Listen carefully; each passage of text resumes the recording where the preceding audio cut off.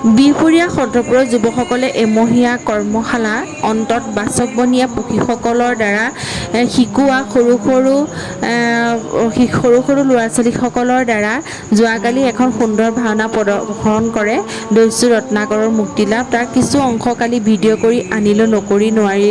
ইমান সুন্দৰ অভিনয়। এয়া চাওকচোন গায়ন বায়নে কেনেকৈ সৰু ল'ৰা ছোৱালীয়ে এই ভাওনাখন কিমান সুন্দৰভাৱে সকলোৱে অভিনয় কৰিছে।